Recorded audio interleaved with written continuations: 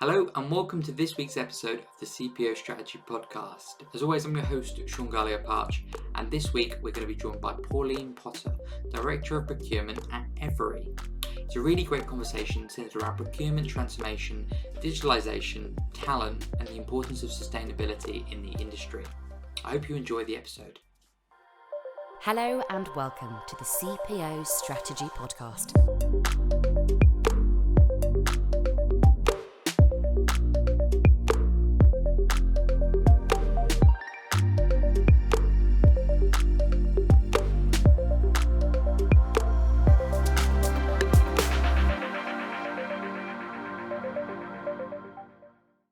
Hello, Pauline, and welcome to the CPO Strategy Podcast. Are you well? Hi, Sean. Yes, very well. Thank you very much for having me.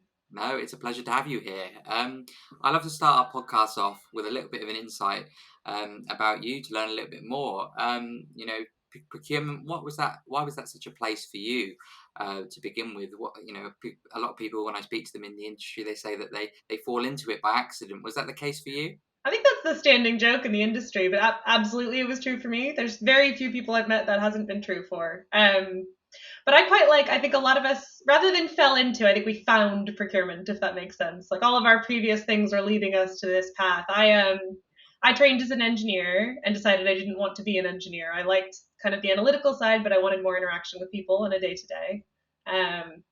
I then went into consulting, and I liked that, a lot of things about that in manufacturing, again, technical, interpersonal, did a bit in supply chain, and then found procurement and was like, this is where I fit. This is my place. Yeah, this is the place. Skills. Yeah. And you never left. Is it one of those things that you were you found it and was like, well, I'll be here for a couple of years. I'll just sort of dip my toe in. But you wanted to stay. Yeah, I think when I first started my first procurement consulting role, I did think, this is another tool in my supply chain belt, and I will move on from. I don't think that's the case anymore. I think I am here to stay. And obviously you're with Evri now, Director of Procurement. What can you tell me about that role? Obviously Evri, I'll leave it to you to describe Evri. What can you tell me about your role with Evri and maybe how it's sort of changed over the years as well? Absolutely. No, I am. So Evri, for anyone who doesn't know or is not UK based, Evri are the largest dedicated parcel delivery carrier in the UK. We have grown just exponentially, particularly since COVID. We've gone through a major rebrand, and procurement was only centralized back in 2018. So absolutely loads of change. And that's one of my favorite things about my role, to be honest, is I've gotten to help sort of grow and shape and develop the existing team. And we work really closely with pretty much every level of our executive team. So I get to work quite closely with our head of ESG and our directors of sales and that type of thing that in previous versions of life, when I was in procurement consultancy and going in and out of lots of different businesses, that's typically what you're hoping to do. I feel very lucky that I'm able to do it here. Lovely. And what can you tell me a little bit about the landscape generally today? We don't need to go through all the challenges because we'd be here all day. But there's been quite a few, isn't there, particularly in recent years. What can you tell me about maybe where the landscape has been and where it is today, and sort of how you personally maybe have navigated it? I think you're right. There's loads of disruption. That's a common theme people are familiar with. I think the joke that one of my colleagues has used recently is that procurement is the everything everywhere all at once function these days. People just keep piling expectations onto the procurement teams, which is great for people like me who love procurement and want it to be more and more strategic, but also really challenging because you're putting more tasks onto the teams. Can you measure, traceability of suppliers? Now we need diverse suppliers. Now we need to lower our footprint. Now we need to do, and we want to do all of those things, but kind of cramming more and more into the day. One thing after another. And how do you find efficiency and how do you make that still enjoyable and exciting and things like that? In general, I think that where the landscape lies, I think there's a recognition in general that procurement is this strategic function, which is absolutely essential to businesses. I'm not sure that was as well understood, maybe let's say 5 or 10 years ago. And I don't think we're anywhere near through the disruption either, which is really important. I think we're only going to continue seeing these sort of climate incentivized supply chain disruption, political incentivized supply chain disruption, labor changes, things like that. So it's going to continue to be important, More not bad just a news shock to come. over COVID. I spoke to someone recently in the industry, and they said that they'd never spoken to their CEO as much as they have. They're obviously procurement based, and maybe their CEO barely knew them, but now they haven't been able to sort of be out of their office. Is that something you can resonate with and you understand because of what we've talked about the last few years? Yeah, I think everyone in the business is trying to get more and more insight. What's coming? What are the risks? What might change? And procurement are really well placed to do that because A, we network really well internally. That should be a core skill set of any procurement team. And then B, you're getting insight from your entire supply base and what are they thinking about and what are their risks. So no, it's nice. It's very much it's a lot more solicited, I would say, than we saw previously. But procurement, like many places, there's a big talent shortage now as well, isn't there? And I guess that's sort of the elephant in the room, isn't it? But how do you think that? Well, firstly, how has it got to this point, and secondly, how do you plug that talent gap that is so obvious? It's a good question. I think it's interesting. Like you said at the beginning, a lot of people fall into procurement. I certainly didn't know that this was a profession when I was at university, and I don't think I'm alone in that. Yeah. Which is crazy to me because I genuinely think this is such a fantastic sort of career path that people can take. It's hugely variable, loads of paths you can go down. You can apply a similar skill set to loads of different businesses. So I genuinely think the first one is just raising the profile, be that in recruiting or on LinkedIn or things like this. But just the fact that procurement exists as a profession and a career path needs to be out there because people are missing out on things they could be really, really fantastic at. Well, there's courses now, isn't there? And there are all these places that you can go to study that maybe there weren't 10, 20 years ago. And I think it's becoming more of a dedicated university degree as well. We have a procurement graduate in our team, and she studied sort of procurement and supply chain as part of her master's. And again, if that had been offered to me as an opportunity at university, I probably would have bit your hand off. And I'm pretty positive it didn't exist when I was there. So that's quite nice to see as well. Yeah, maybe the perception is slowly changing. It's just taken a while to get there. But what about maybe rebranding procurement? There's some people that say that maybe it needs to be a little bit more attractive and maybe layman for people that maybe don't quite understand really what it is and if they'd be suited. I think so. I think making it, because really I'm such a believer you can come from lots of different backgrounds and be really successful in procurement. So people don't need to feel like they've come from a dedicated procurement or supply chain or even buying background, right? If you have any version of you like analytics and you like working with people and you're willing to do a little bit of negotiation, then you can turn this into a path that works for you. So I think that's definitely true. Kind of changing the brand to understanding this is not some tiny niche skill set. It's actually learning the skills is not that hard. It's applying them. that's really challenging bit. But do you think maybe that, as you said, people might be fearful about it, or they just don't really understand it, and they think, oh well, it's a big world out there. How do I get into it? I think is that maybe something that people are worrying about, and perhaps they shouldn't be. I think it could be, and I definitely don't think they should be. And there's more and more sort of free resource out there. So things like the Sustainable Procurement Pledge, which is free to join and just has loads and loads of different resources, and it's sort of the conversation around involving ESG in procurement. I'm seeing more and more non-procurement people reference that initiative as it's building scale, which is amazing to see. And I think that's the perfect example of, nope, doors open. If you want to be involved, here's the options. And maybe it's a good chance to mention about maybe women in procurement as well while we're talking about talent. Where are we today in terms? And I know that's probably quite a loaded question. It's quite hard to answer just in a few minutes. But maybe where are we today in terms of sort of gender diversity in procurement? What is your view? Just speaking from my own experience, I think we are woefully behind, especially given my previous statement. You can come from loads of different educational backgrounds, loads of different job experience backgrounds, professional backgrounds.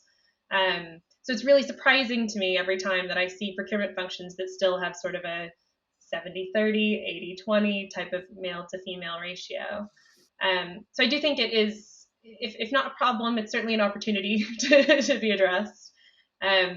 And it's definitely a big focus because I notice there's differences, and it's not just exclusive to gender, right? It's having a diverse team means you need to have different management styles. You need to adapt to different people's approaches for any reason, right? And so I think being able to have a team, and especially leadership in your team and your business, that are actively encouraging that and willing to do that, not I can only work with this one particular mold of person, is super important. Hmm. And this is the thing, isn't it? In obviously both genders, but well, it's one thing to bring them in, but it's another to retain them as well, isn't it?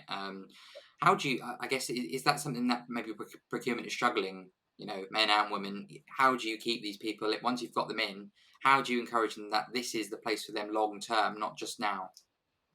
Yeah, absolutely. I think probably applies to both, but from my experience, even more so for women, is the ability to do flexible working does make a huge impact. It shouldn't be the case in 2023, but unfortunately it still is. A lot of the more sort of traditional household management and family management tasks tend to fall to women. Yeah, so a really good example is I don't mind at all if my team need to log off at 3 p.m. and go pick up children and do dinner and bath runs and things like that, and then log on for an hour in the evening. We're very output oriented, both our team and the wider business, which I think is super important because it means that you're not sort of putting people at a trade-off of do they need to deal with their sort of home commitments and their work commitments. And again, that hopefully should apply to both genders, but in my experience, it tends to apply more to women. Now, this wouldn't have happened, would it? Maybe prior to COVID, in terms of obviously there's now a greater acceptance about working from home. I know that lots of companies were, they absolutely categorically said, no, you cannot work from home. I know firsthand that happened.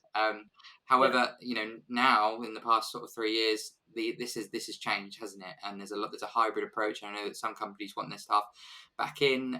Some are more happy for a hybrid approach, and some just completely work from home. However, do you think that this sort of lends nicely to what you were just talking about in terms of being a little bit more flexible? I do. I'm an absolute believer that hybrid is the right approach. I think working from home 100% of the time, you lose out on a lot. Um, I don't think it's risky. I don't think it's lower output. I just think it's worse as a job in general, and it's harder to get on with, especially in procurement. You need to be there with your stakeholders. You need to touch and feel what you buy, that kind of thing, and get to know the junior team because you hear a lot in overheard at the coffee chat type of thing. You can't get that when you're just I know on you get a bit Teams bored of the calls. kettle at home, don't you? Exactly. So quite the same. But equally, if you're doing that and you're going to site or going to the office and you're just sitting on 8 hours of Teams calls because no one else is in the office, then that's a good use of time. So I do. I think hybrid works really well, at least for our business. Appreciate there's different business models, but and I do think it's a big enabler. It allows people to be more flexible with their home life versus their work life. Lovely, thank you for that. What about technology now? Sort of moving swiftly to technology. Well, it's a big thing, isn't it? It's if we had this conversation 10 years ago, we'd be talking about something completely different. Digital transformation is well and truly taken over. What is your view generally on technology and how it is changing completely company strategies and everything? So at risk of sounding like a little bit of a Luddite, I'm definitely very skeptical of new sort of technology and systems. I think that it's too often, and I've seen it happen too much, that they're bandied about as solving all things. And I definitely believe that first you need sort of your data, your people, your process to be right. Because if those are not right, then no system in the world is gonna fix that bit for you. So I think what's really interesting is we've seen just such a massive proliferation of technology. There's a tool for everything in procurement now, right? Absolutely anything you ever want to measure or report on or do or interact, then there's a version for that. But if that's taken just sort of one case at a time, I don't think you're going to get any benefit from it. It's what outcomes overall as a function or as a business do we want to achieve? And do we have all the things in place that will then allow the technology to enable that to happen rather than to make it happen, if that makes sense? Oh yeah, no, it needs to have a purpose, doesn't it? Otherwise, what's the Absolutely. point? You're implementing it for the sake of it, or just because your rivals are doing it. Yeah. There's no real value in that, is there? Yes. And it's so easy to get caught up in, here's the latest, or oh, there's this brand new startup and they're going to change the world with this. I'm always happy to take those calls. I really enjoy seeing what that looks like. It's just quite rare that they're the ones we proceed forward with, because they're still figuring out their use case. We're still figuring out our needs, type of thing. Is that fear of missing out? Is it that FOMO that Exactly. you're like, oh, I can't not have it, otherwise, there's so many risks. Exactly. I'm not being invited to the birthday party, isn't it? Exactly. But I mean, that being said, there are things that every single day are changing and influencing. So some of the AI developments and things, like we've recently integrated a new supplier that basically helps a bit of self-service. So you can use your chat through Teams to say, what's our procurement policy? What is this? Where do I find my expenses policy? Who can I talk to about packaging? And it's not fully rolled out, it's not fully finalized, but that's exactly what you want, because none of that is exciting things the procurement team should be answering, right? We can build all of these critical content materials, and then allow the business to self-serve. And I think that's the more and more we can leverage technology to help the business help themselves for the things that don't need the kind of clever human intervention on top, the better. Well, this is the thing, isn't it? It is so exciting. You just look at ChatGPT. The possibilities of it are endless, aren't they? But I know that there are fears from some in the industry that basically humans could be replaced by this technology. Is that something that you can understand, agree with, or are you on the other side and actually they're going to free us up to do the most important things? I don't think it will sort of take jobs away per se. I think it will change the job profile the same way like the steam engine did, and the automotive vehicle did, and things like that. I think it will, particularly for junior levels, is where it's on kind of my front of mind. I think that will change. I don't know about you, but where I got really good at a lot of my foundations was doing a bit of the grunt work. If it, it's not too risky to call it that, is you do things that are not that exciting, but it helps you Everyone needs to understand start somewhere, yes. why, and you get familiar with the bones of it, and you understand, oh well, that's how that feeds into that, how that feeds into that, how the data sits together, and things like that. So it's not very glamorous, but it's really important for the learning process. Absolutely, ChatGPT and other AI programs will be able to do that much faster in the future. So how are those junior team members, how are we going to train them, how are we going to upskill them? I want them to be ready in 5 years to do all the kind of critical thinking elements, or personal interaction, stakeholder influencing, supplier negotiation. I don't need a chatbot to do any of those things. But actually, if they don't have those foundations, it's going to be harder for them to get there, I think. So it's just more of a rethink of the skill set and how we train and upskill the junior workforce. I see it very interesting. There's certainly a balance there, I think, isn't there? Because you can go too far the other way, and suddenly, what do when you realise actually, we've got all these people in, but they're not trained properly because we've got a computer that can do it in 2 seconds, and you're saving money, but you're not got the talented staff. Then what do you do? Yes. I also don't know. I've had this debate with a number of people in my network recently of, will that make it easier or harder for people to move businesses? Because I think there's things that will enable, again, if there's automation doing the first 80%, so some of those nuances that you might have had to learn on the job, and that takes a bit harder, maybe that makes it easier for you to move from business to business because you're more focusing on your soft skill set. Or maybe if it's still fairly specific, this is the way that we use ChatGPT, then actually maybe people will elongate, a longer turnover cycle than we're currently seeing today. So I don't know where that one's going to go, but again, front of mind.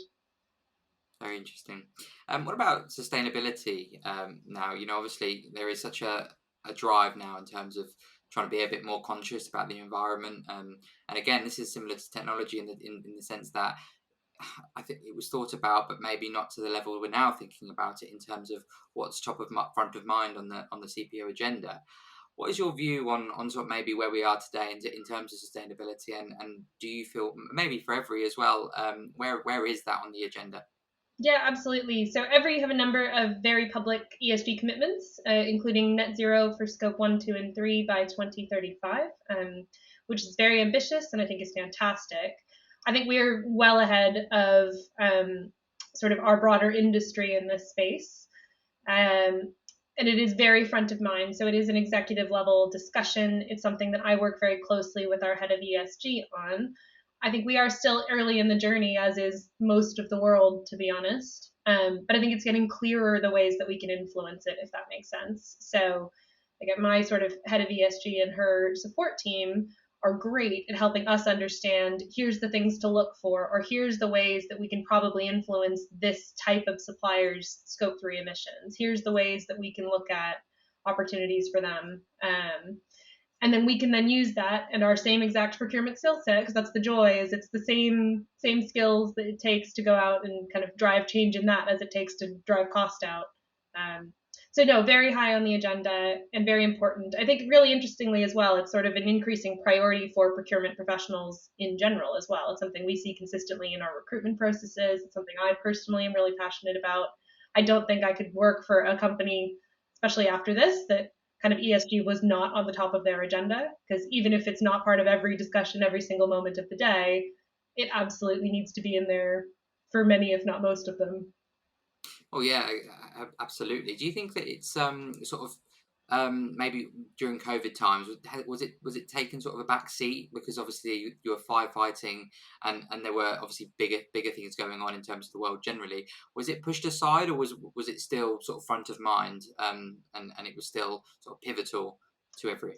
I think it was never pushed aside. It was definitely, there were moments where we probably had to make some very short-term choices, but because we knew if they were not ideal for our ESG agenda, we sort of shortened the decision horizons. We're like, well, it's fine for us to do that for 2 months, and when we're away from that position, let's make the broader strategic decision. So I think we've been quite good at that, is even if it's not the right thing for now, let's not prevent us from doing the right thing very shortly in the future, if that makes sense.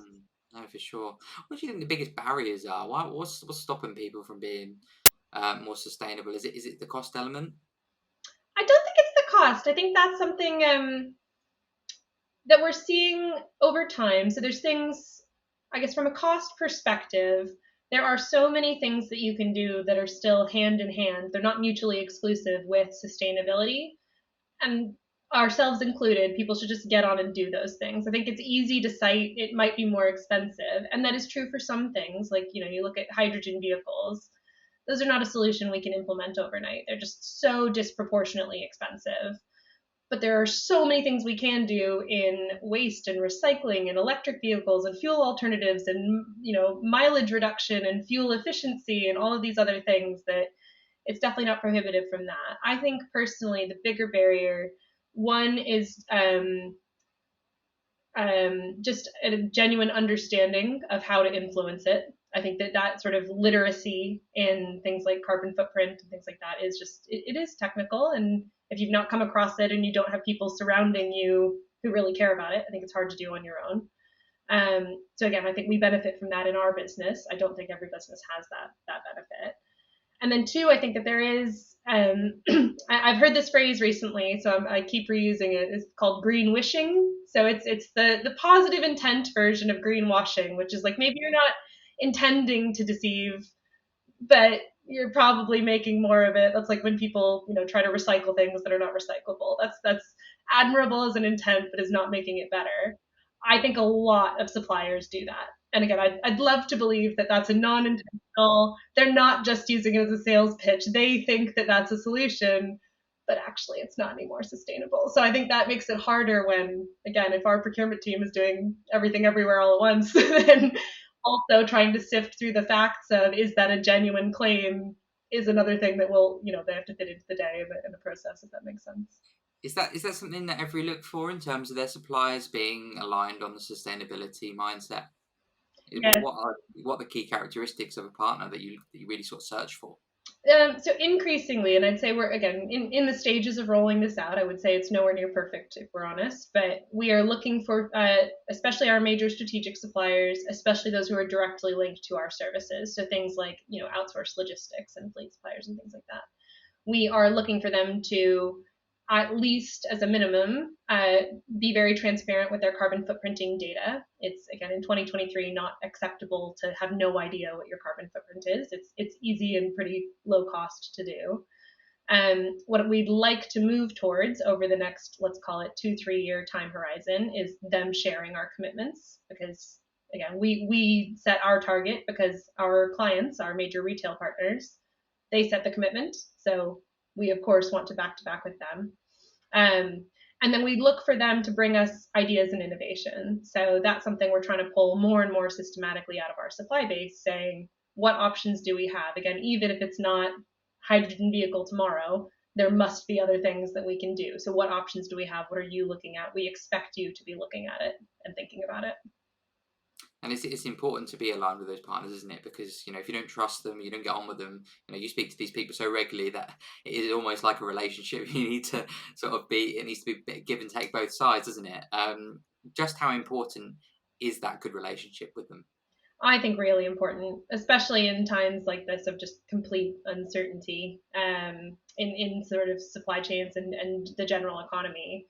Because relationships are really there for when things are unstable, right? It's easy to have lots of transactional relationships when you know exactly what your exchange rate's going to be, you know exactly what your trading volume's going to be, exactly. But we certainly don't. I don't think anyone else does. So it's really, really important that we're looking for ways that we can work together and have that sort of, when things are more volatile than we would perhaps like, can rely on each other for that. I think that's the key, isn't it? That's really interesting. What about the future now? What do you feel like the future in procurement maybe holds generally? I don't know if you've got any big plans for Evri over the next few years in your space. What do you think is going to happen over the next few? And I know that's quite a hard thing to ask, because again, if I asked you in 2019 what's next year going to hold, who could have predicted that? But in your mind, what's sort of coming up? So I think in general, if I think about our sort of 3-year strategy, I think it absolutely will involve increased technology investment. So where can we get better data from our supply base, better tracking of some of those key metrics that we don't want to track manually anymore, and take some of the, as we've said, sort of more repetitive administration activities out of the team, because we are going to be tasking them with increased focus on sustainability and risk and resilience and supplier diversity and things like that. I think ESG will only grow on the agenda, if I'm honest. I've put in this year, I have a scope 3 reduction target in my bonusable objectives, and that's sort of cascaded out through the team. I think that will continue. I think putting specific initiatives in is going to continue to be really front of mind. And then what I'd really like to see in our function, again, I think we're quite good at working across our entire breadth of the business, but I'd like to see closer and closer links to, sales function, planning function, things like that, for at the start of our initial demand triggers, what do we want and what do we want to include and how do we think about that? So kind of continuing to integrate across our stakeholder base. Lovely, thank you very much. Now to sort of round us off, and I'm only going to take you back a few years because I know you're not very, very old.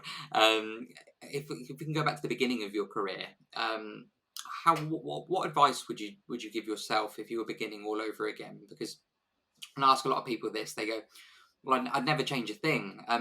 What would you say to that? Would you change anything if you were to do your time again? I don't know that I would change anything, but I would say I've learned a hell of a lot, if that's fair. I read a book at the end of my second job, which I absolutely loved and I recommend to people constantly, called The Long View by Brian Featherstone-Hoff. And it's all about how, for the average person, your career is 4 decades long. So rather than thinking I need to be X in my 20s or Y in my 30s, how do you build a career that you love and genuinely will get the benefit that you want out of over that full 4-decade period? And I personally had a big change in mindset at that point, that I was definitely not in that headspace at 22. So that I think is my biggest sort of reflection. I would say I've loved my career and learned a lot and had a lot of really great experiences that have led me to here. But I think that is a big difference. And I'm now very much think about how do I lay the groundwork for what does the next 10 years look like in terms of on the round, what will make me happy and my family happy and things like that. So lovely. Well, thank you very much for appearing on the CPO Strategy Podcast today. Thank you.